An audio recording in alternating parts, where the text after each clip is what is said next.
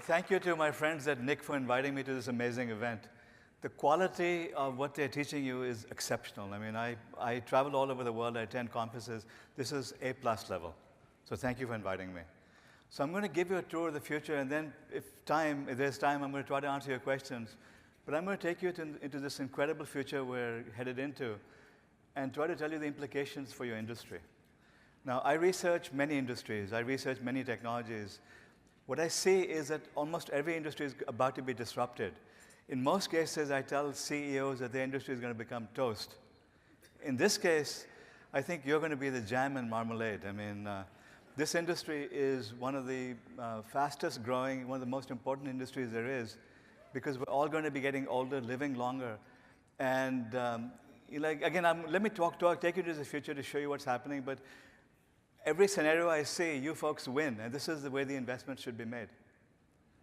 Now, before I take you into the future, I want to take you a little bit backwards in time. Do you remember this? Tranquility Base here. The Eagle has landed. Roger, Tranquility. We copy you on the ground. You got a bunch of guys about to turn blue. We're going to be busy for a minute. Armstrong is on the moon. Neil Armstrong, 38-year-old American, standing on the surface of the moon. On this July 20th, 1969. That's one small step for man, one giant leap for mankind. Now, some of the people in this room are quite young, but all the others lived through this. In my day, this was a feat of technology. We grew up, really fascinated by what mankind had achieved in landing on the moon. Technology, technology, technology. We thought it was incredible. Do you know what the technology was that took us to the moon? It was this, the Apollo guidance computer. In technical terms, it was 2.048 megahertz. You folks don't know what that means because you're not techies. I'll translate that. It had the same computing power as today's musical greeting card. This is what took us to the moon, and this is what we were marveling at. This is a technology feat, a freaking musical greeting card. Today, we're looking at those beautiful images coming from Mars.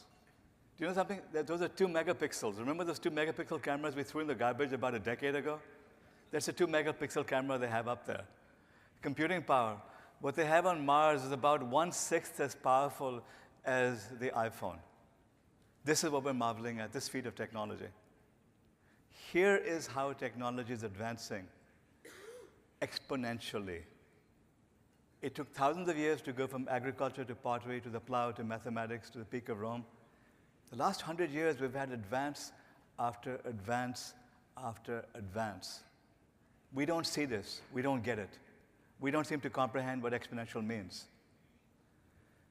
And also when it comes to forecasting, predicting the future, what accountants do and so on, the way forecasting is done is that you draw a line backwards, you go back 5, 10, 15 years, draw a straight line, and you look forward, and that's how you predict the future. The trouble is when you're doing this on an exponential curve, you look backwards, what do you see?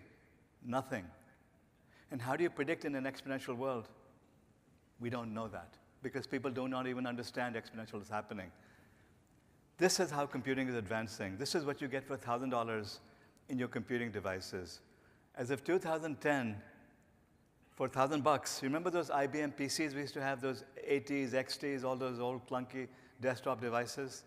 For $1,000, you got the same computing power as a mouse brain. In Silicon Valley, in the computing world where I live, we live and die by something called Moore's Law. Moore's Law stipulates that the processing power of computing doubles roughly every 12, 18 months or so. It's a little bit more complex than that, but that's what happens to our computers. They become faster, smaller, and cheaper. So at the rate at which technology is advancing, by 2023, which is 5 years from now, those devices in your pocket, the new ones you buy, will have the same computing power that your brains do. What did I just say? That these things will be as computationally smart as you are. And then what happens? They continue their march forward. They keep doubling every 1 or 1.5 years. By 2050, these devices will have the same computing power as every human being on this planet. What does this mean? Again, I have no freaking clue. All I know is that this is how technology is advancing, and it's an unstoppable force. And these technology advances are happening in everything that touches technology. AI, robotics, 3D printing, virtual reality networks, digital medicine, nanotechnology, everything which is information-based gets on this exponential path and starts advancing the way computers are.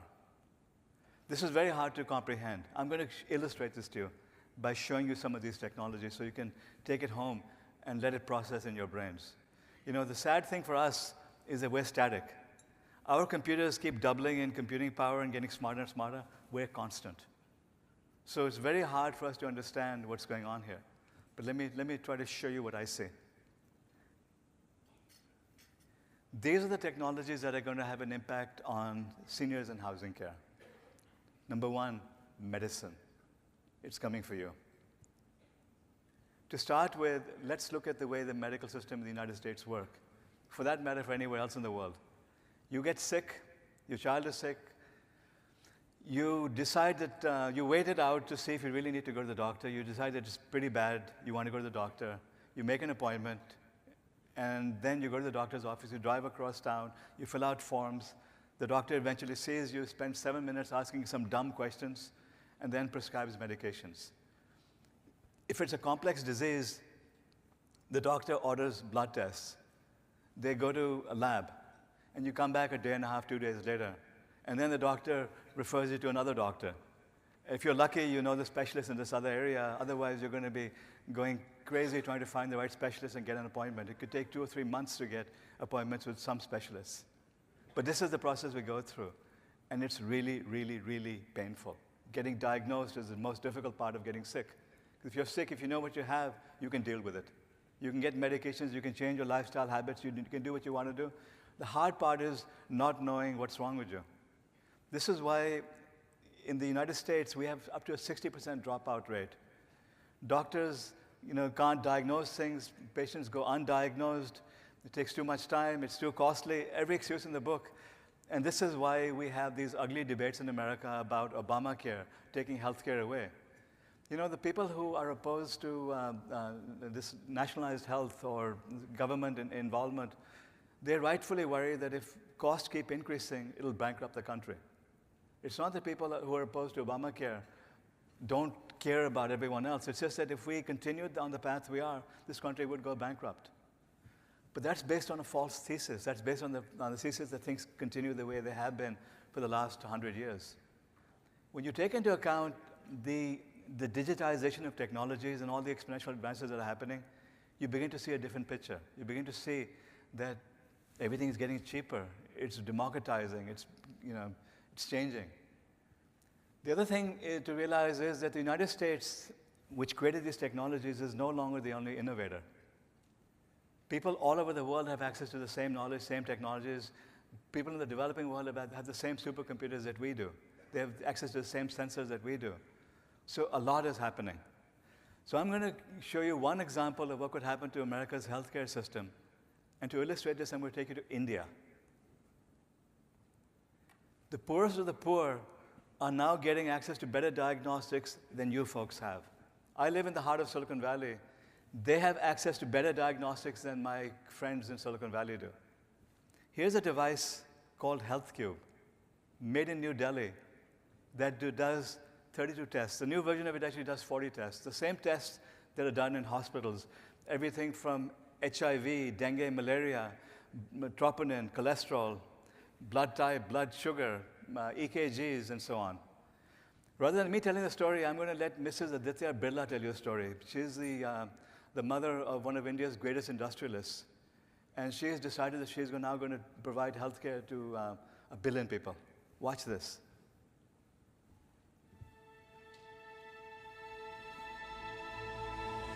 At IDEA, we have evolved the social entrepreneur model, embedding the health cube. We are able to reach out to rural areas, including labor migrants, and offer them a path to proactive wellness.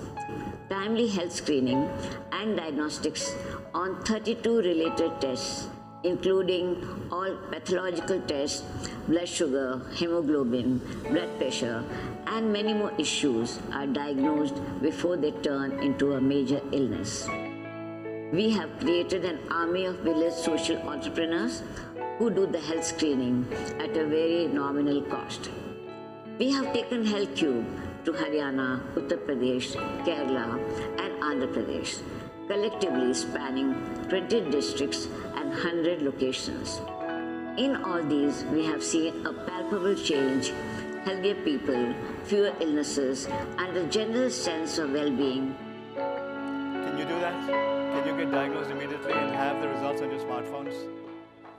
I saw this company about 3 or 4 years ago, and I got involved with it. I invested in it, and then I decided to guide the company. And the strategy now is not to bring this to the West, because we already have healthcare. And because if I did bring it here, as a director of the company, I'd get sued by the medical establishment, which would feel threatened by us having diagnostic devices in our homes that provide us all the medical data we need. Instead, we decided to take it all over India, Bangladesh, Africa, and Latin America. So Bill Gates just bought several hundred units to take to Ghana. The Nigerian government wants this to be in all the provinces. This company just signed an agreement with Grupo Pisa in Mexico to produce it there and to market it all over Latin America. The device, you know what it costs? $1,000. And do you know what each test costs? 10, 20, 30, 40 cents. So I can get tested. I have a HealthCube at home. I can get tested anytime I want, and I can do my cholesterol, and I have it within a minute and a half.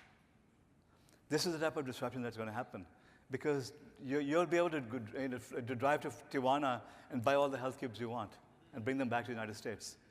So nothing can stop you from using technology that's made globally. But this is a major disruption. But imagine if you had this in every home that you have, every senior facility, in every school. It would be disruptive and transformative to the healthcare system. Now, coming back to the United States, Apple, they just became a medical company. The Apple Watch is an incredible, amazing medical device that's going to monitor you 24/7. And this is just the beginning. Apple is actually late to the game.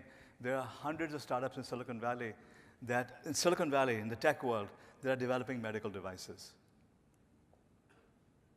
Next step, you have all the data. As with HealthCube, you have all of your data. You're able to now have it on your smartphone. You're able to send a PDF to a doctor anywhere in the world. The doctor can come to you. The doctor has all the diagnostics before he or she speaks to you. The doctor is an expert in their field, and they can prescribe medications immediately. This is the future of healthcare. When I say future, this is happening now, because telemedicine in particular is one of the fastest growing fields there is. The doctor is now at your beck and call. Except we don't seem to be aware of it. We're still living in the past. The Internet of Health, having everything connected. We keep hearing about the Internet of Things. Well, we also have an Internet of Health coming. Because the Apple Watch is a wearable device. Next step, you're going to have tattoos. You know the Fruit of the Loom tag in your underwear? That's going to be a sensor that monitors you 24/7. We are going to be on 24/7. The data is going to be uploaded to the cloud via our smartphones. This is happening now.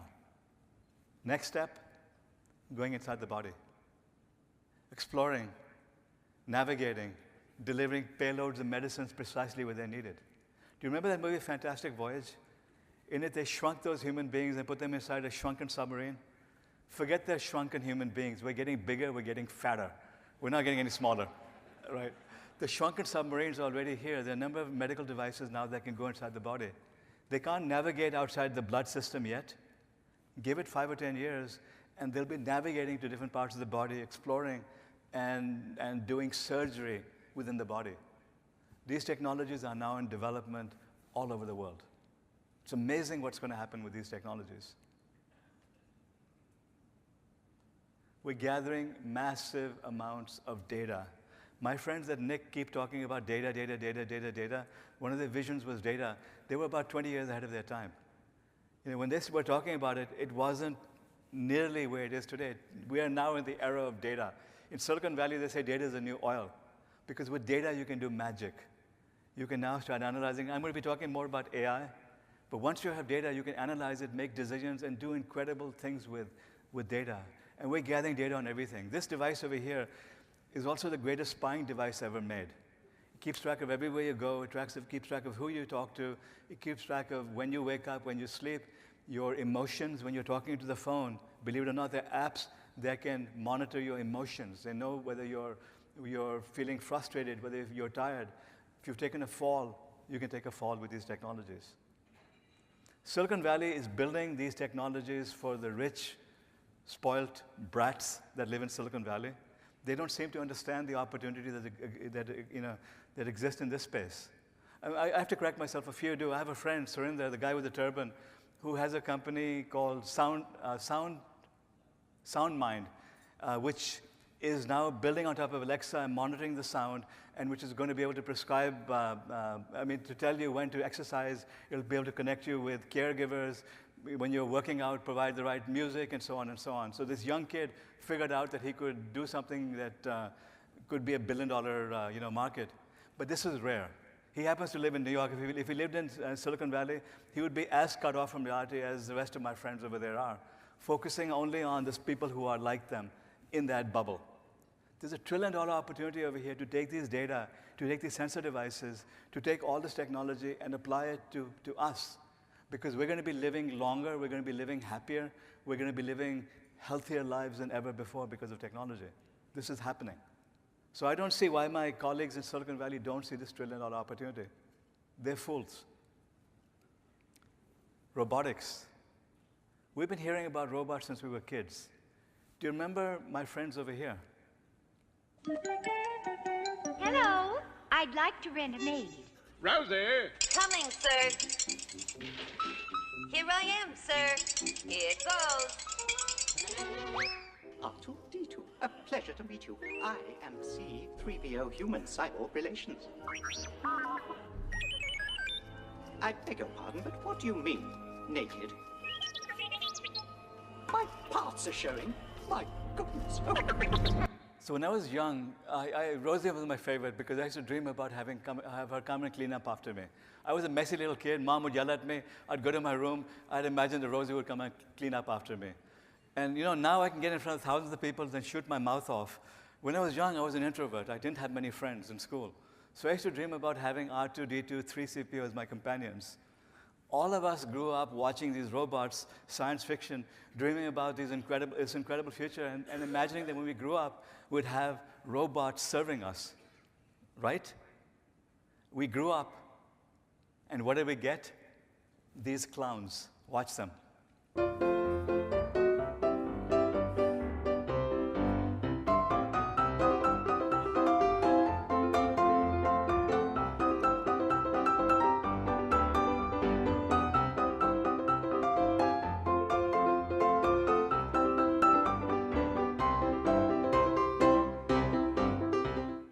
This is the DARPA challenge of 2015. The most advanced robots that were put in front of the US government. They couldn't even stand straight. No wonder we're pessimistic. No wonder we don't seem to understand what's happening with technology, because we had dreams of Rosie and we got these idiots over here, right? I'm going to take you to my university, Carnegie Mellon, to show you the advance of robots. I'm going to let the videos illustrate to you what exponential progression means. At CMU, we've had a leg lab. Watch what happened over 20 years. So what I'm going to show you in the next 30 seconds is 20 years of progress.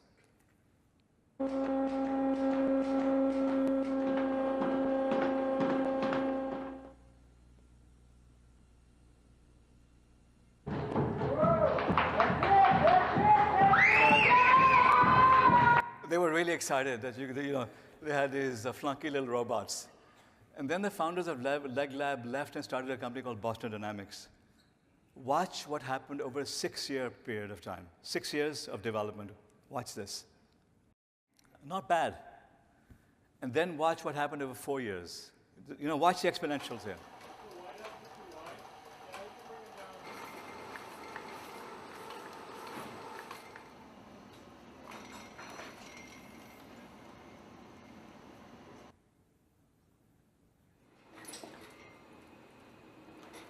Pretty good, isn't it? You'll know that the human beings keep beating up the robots. Don't worry about it. The robots will get their revenge. Now this is 2 years. 2 years of progress.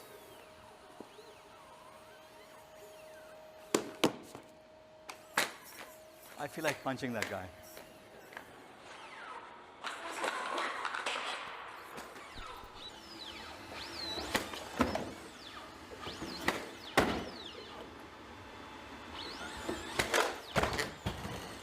No one's going to screw with him. Right? That's exponential progress. And then watch what happened in 1 year.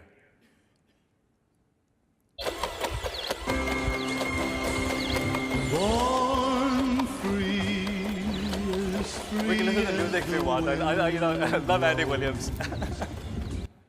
So what happened over here?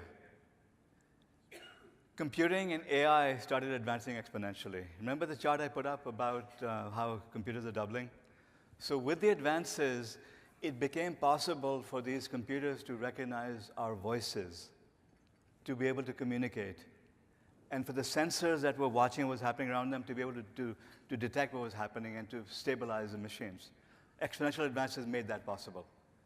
And then the cameras, sensors advanced exponentially. The cameras that you have in your pockets again, this is more advanced than what Universal Studios had 15 years ago.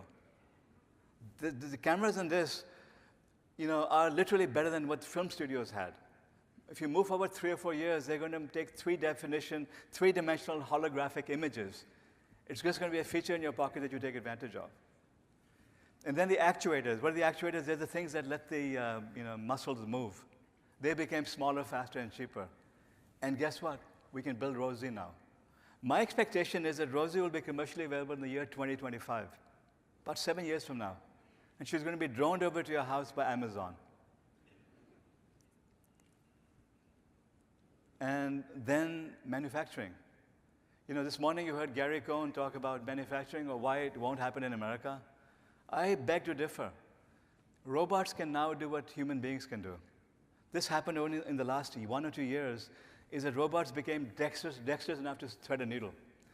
Robots cost $10,000, $20,000, $30,000. They work 24/7. They don't complain. They don't commit suicide like the workers in Chinese factories do. And our robots are as good as Chinese workers are. President Trump's trade war may actually be a big boon for manufacturing in America because suddenly it's become an imperative for companies to bring manufacturing back. And the good news is that it can be done now. It's going to be robotic manufacturing so that the grunt work will be done by robots, but we still have huge opportunities here to build entire ecosystems and build factories, transport goods using robots. It's incredible what has become possible. So my expectation is in the next 5 to 10 years, $1 trillion industry comes back to United States shores. And we see an economic boom because of robots. And then this. Now, I promised Brian that this would be a G-rated presentation. So I'm not going to comment on that, but that's going to be a multi-billion-dollar industry. They will be driving our cars. This is a wonderful thing for seniors, because as you get older, it becomes harder and harder to drive. Self-driving cars work now. I drive a Tesla Model S. When I get on the highway, it gets into autopilot, it drives itself. In the next 3 or 4 years, it's going to be taking over, and I'll be very happy to be a passenger. I'll be very happy to be the driver in the driverless car. That's a plug for my book. But the fact is that that's what we're going to be. We're going to be sitting back and let the cars do all the driving. I expect that by 2030, we're going to be having debates about whether these dangerous human beings should even be allowed on the roads. We're going to get kicked off those roads. It has to happen.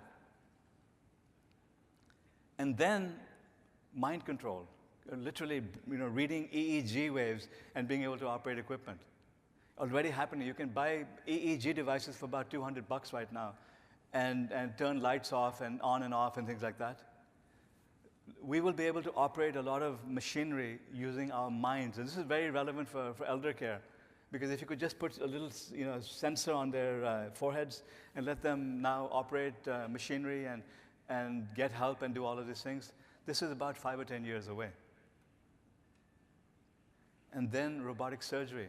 Intuitive Surgical already has semi-automated robots that the surgeon is here and the patient is there. because the vision that these cameras have is greater than human vision. And with AI and robots, it can be more precise, more accurate than what human beings can do. A decade from now, if I need to have surgery, I'll have a tag somewhere saying that I do not want a human being to operate on me. I trust a robot over a human being any day. That's about 10 years from now. So what's happening is that we've become data, and our doctors are becoming software. And then we're going to become one with them. I'm going to take you back into the past again to tell you what the future looks like. Do you remember this fellow over here? Steve Austin, astronaut, a man barely alive. Gentlemen, we can rebuild him. We have the technology. We have the capability to make the world's first bionic man. Steve Austin will be that man. Better than he was before. Better, stronger, faster. So bionic vision, bionic hearing, superhuman strength with bionic exoskeletons. I want to make a prediction. Steve Austin becomes a reality in the year 2030. 2030 is 12 years from now. We will be able to create bionic people. And we will have the option of upgrading ourselves. Forget the hip replacements. We're talking about now adding all sorts of new enhancements to us. And I want to make another prediction that he isn't the $6 million man, the $6,000 man. Now I'm cheating over here. That's $6,000 in 1975 dollars, which is about $400,000 today. It'll be by like $1 million by the time 2030 comes along. But what's $1 million between friends when you can have Steve Austin's superhuman strength? This is happening. The technologies necessary to do bionic enhancements are now getting faster, smaller, cheaper. You can buy exoskeletons now for a few $1,000s that let you carry weights and which give you, extra strength. Those are going to become smaller and smaller to the point that they're part of the human body. We will become one with them. 3D printing. What is 3D printing? Well, what is 2D printing? Let's start with that. You remember when we were young, we used to have to print something, you would talk about typesetting. That's how newspapers were done, that's how magazines were done, typesetting. When's the last time you did any typesetting? Try explaining to your kids what typesetting is, and they'll have no clue. What do you do now? You go on your laptops, your smartphones, you hack together a document, slap together some graphics, colors, fonts, hit the print key, and out it comes in 2 dimensions. Imagine doing that in 3 dimensions. Designing like nature, printing anything you like.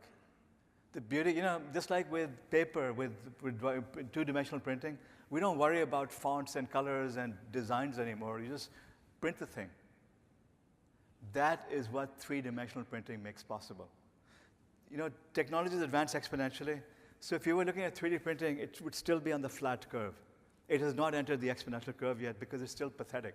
It's like the inkjet printers were about a decade ago. You have those messy cartridges, and then slow, But think exponentially. Think, advances like what I showed you in robots. Because this is where we're headed. I've sped these videos up quite a bit, but essentially being able to produce anything you can design. Not being constrained by the current structures or the designs, being able to print any object that you want.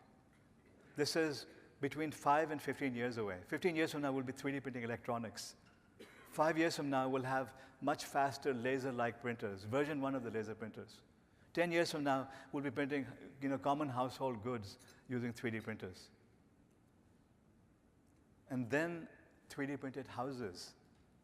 Again, today's houses, the communities that you build, they're all these structures because we need craftsmen to go and put nails in. And we're constrained by the way we do the construction. If you could 3D print houses, would you still have these structures? Would you have, entirely different structures? Watch this. This is in the Netherlands. They designed an entirely new set of houses. We're not constrained by the shapes. But it's not only in the Netherlands, there are at least 40 companies I've come across so far that are doing 3D printing on a large scale.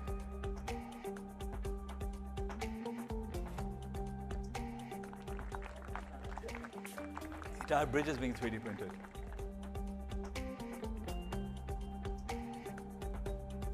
So, again, today's, the proof of concept exists today already.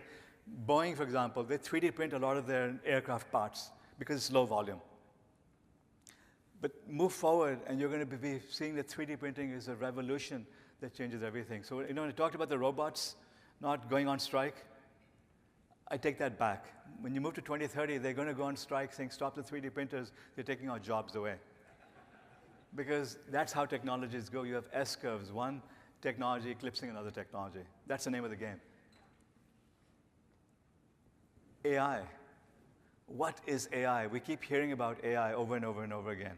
If any of you are in the tech world, your bosses have been going crazy saying, hey, our competitors have AI, we got to do AI, we got to do AI. I'm going to cut through all the noise and tell you exactly what AI is so that we don't get confused by it. Because we've been hearing about AI since we were kids. Even before the robots, we heard about AI, how within 10 years, a computer will be able to defeat chess champions. This is at CMU, that's what professors they were saying. Being able to do any work that a man can do. Within a generation, the problem of creating AI would be solved, 1967. We've been hearing about it over and over and over again from the time we were kids. Again, we had great hopes and dashed expectations. Never happened. We heard about the Japanese having this 5th generation project. So in the 1980s and the 1990s, we feared that Japan was going to be an AI superpower and America would get left behind. What happened? It went bust. Billions of dollars later, the Japanese had nothing to show for it. So it was called the AI winter. If you were in Silicon Valley, talking about AI about 7, 8 years ago, you'd get laughed out of the offices of the venture capitalists. It was a joke. AI, ha, ha, ha, ha, ha. It's a failed technology. Well, AI isn't a failed technology because a lot of things changed. The original AI was if-then-else statements. You folks aren't techies, but if you were computer programmers, you'd understand what that means. You create flowcharts, and then you do if-then-else statements. So that when Deep Blue defeated Garry Kasparov at chess a few years ago, what IBM did was to code every possible contingency. That if this move happens, then you do this. If this happens, then you do this. Millions of lines of code. It would take years to write stuff. And then with these supercomputers that they had in those days, it seemed like magic. Scientists started speculating about 30 years ago, saying, hey, the human mind doesn't have if-then-else statements. God didn't code these if-then-else statements in our brains. We have a brain which has neurons, and the neurons have connectors between them which get programmed based on what we learn. So when mom says, this is a doggy, this is a cat, you begin to associate the features of a dog with a dog. A cat has whiskers. A dog, has ears. A dog has these features. We begin to associate that with what we saw. They said, why can't we do that with information, with data? The trouble was to replicate this in computers would have required massively parallel computers. And those didn't exist 30 or 40 years ago. All we had were the Cray supercomputers and the equivalents, which were just linear computers. So what started happening then? Our kids started playing video games. No kidding. The Wolfenstein and Pac-Man and all these video games we used to play, they require super crisp graphics. That requires parallel processing. So what the techies in Silicon Valley realized was, hey, there's a big market here for video games. So they built these GPUs, graphic processing units, these chips, that did super fast parallel processing for graphics. And scientists in the AI domain started looking at this thing and saying, oh my God, that's a massively parallel computer. Why can't we use that? The light went off and they started experimenting with it, and it worked very, very well. So they could build the neural networks in AI. This is only the last decade or so. And then we started gathering massive amounts of data. Remember I talked about data? Data everywhere. because AI needs data. And then they started developing better algorithms, better methods of analyzing information. And voila, the magic happened. AI is now everywhere. Google has been rewriting all of their search tools, all of their tools to use AI. AI is everything from Siri. When you talk to Alexa or Siri, that's AI, to what you saw in science fiction, to Samantha from Her and Ex Machina and R2D2 3CPO, that's all AI. But again, this is a lot of hype and a lot of crap that you hear from the tech industry, because what we have today is what's called narrow AI or weak AI. It simply acts intelligently. You know, the best way to understand it, imagine an Excel spreadsheet on steroids. That's what it is.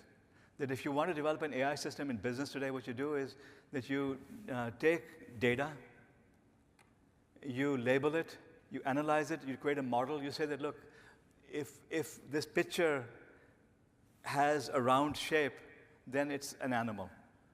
If that animal has whiskers, it's 80% likely to be a cat. If it has a beak, it's 80% likely to be a duck. You know, just sort of come up with your first cut model, and then you give it examples. And the computer automatically goes through the examples and says, no, it's 87%, 83%, 25%. It automatically goes through the data and comes up with a super sophisticated model. So now when you give it that example, it analyzes and says, this is a duck. This is how Facebook is recognizing our faces, because we've given it billions and billions of photographs to analyze, so it learned how to look at pictures. That is what AI is today. Excel spreadsheets on steroids. There's no magic here. Now, the next step up is that rather than us teaching the computer what to learn, it picks and chooses what it wants to know. That the computer really decides what it wants to learn and starts looking at all the data that's available and making its own decisions. That requires a feat of technology that hasn't happened yet. Just like going from the flowcharts I talked about to the neural networks took a new technology, which was the GPU, to put it on this exponential path.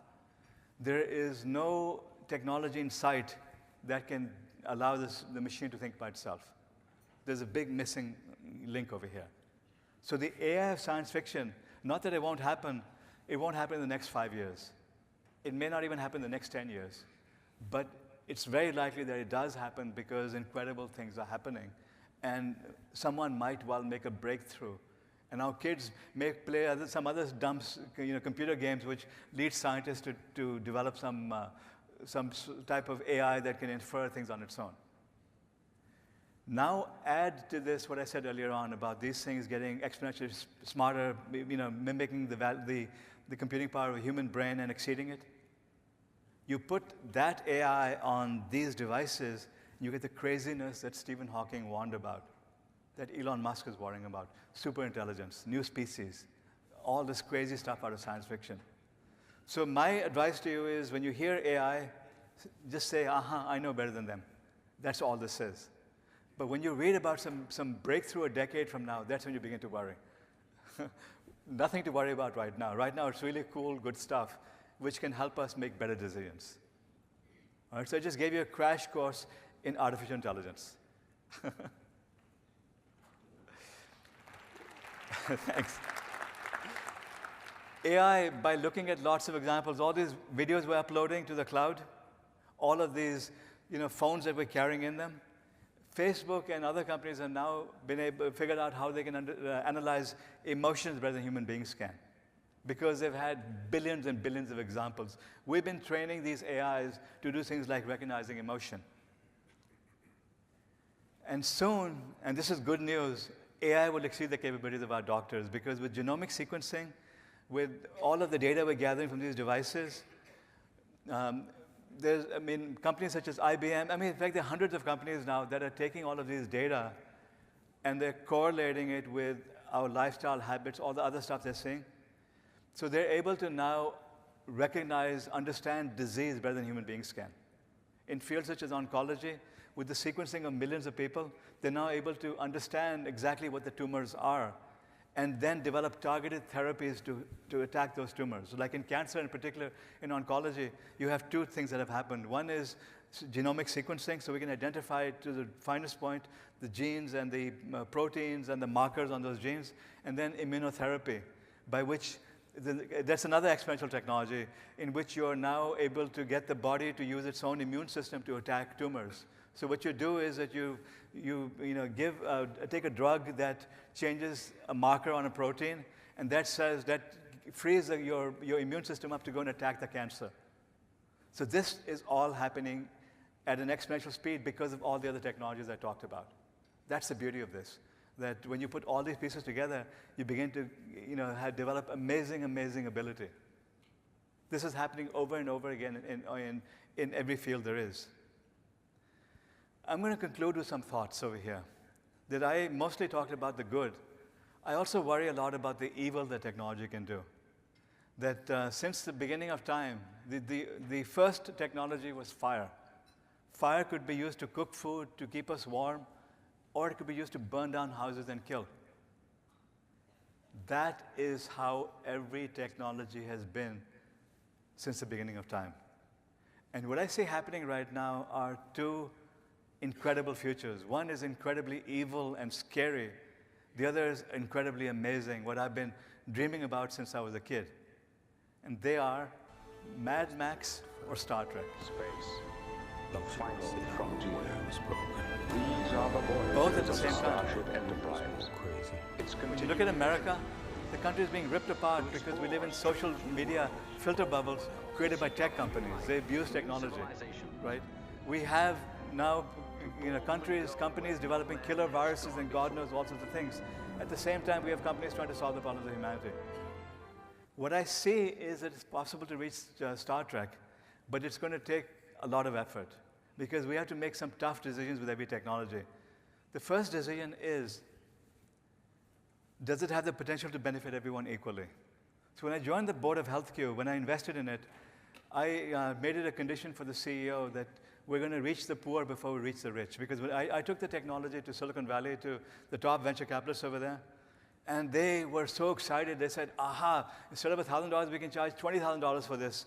We can charge $7 a test. We can focus it on the rich. I said, no, guys, you don't understand. I want to reach the poor. Because if technology is only for the rich, then remember Gattaca and all these horror movies, War of the Worlds, in which the rich had healthcare, the rich had everything, the poor had nothing? The outcome was always the same. The poor ended up killing the rich, or eating the rich, even worse still. We don't want that. So in the case of a technology I could control, we decided to take it to the poor first. By the end of next year, my expectation is that the device will have done 100 million tests worldwide. 100 million. Within 3 years, I expect it to cross the 500 million mark. So when it's produced in Mexico, all over Latin America, you're going to smuggle it into the United States, and there are hundreds of millions of people all over the world are going to be using this technology. So you will benefit from something that was developed for the poor. So I actually put innovation in reverse because I fear that not sharing technology with the poor is going to lead to darkness. The second thing is, do the rewards outweigh the risks? I didn't get into things like gene editing, for example. We can edit genes just like you edit Word documents and you print laser print stuff. We can do the same thing with genes. We can eradicate disease from our bodies. We can select the features that our children have. This is in the next 5 to 10 years. Is that good or bad? I don't know, because it's good and bad. I want to eradicate all disease, but then I don't want us to have a choice to add IQ to our children. Because where do you draw the line? Do we add 10 IQ points, 50 IQ points, 100 IQ points? At what stage do we go from being humans to being monsters? So every technology poses a risk. And then, does it promote autonomy or dependence? Self-driving cars are going to be amazing for the elderly because it gives them autonomy. They're not bound to their nursing homes or to their homes. They can now get to anywhere they want to go, and it's inexpensive. The prices drop dramatically. But then the spoiled young brats who consider driving to be a rite of passage, what happens to them when they're not allowed to drive? We become dependent on these cars. Is it good or is it bad? Well, you decide. So my book, that was mentioned earlier, Driving the Driverless Car, it discusses all of these technologies. It presents my view on what we should do with them. It details these things, and it says that, look, if we get this right, we can build an amazing future of Star Trek. Because, this is what the message, Captain Picard's message was, that the acquisition of wealth is no longer the driving force in our lives. We work to better ourselves and the rest of humanity. This is the future I believe we can create 300 years ahead of schedule. What in the world is this? Is this President Trump trying to stop my speech? I have no idea what happened over here, but it was sort of ironic that we get an alert at the end of this thing. Despite the alert, trust me, we can create the future of Star Trek, and it's going to be an amazing, amazing, next 5, 10, 15 years or so when you're going to see science fiction come alive. Thank you, everyone.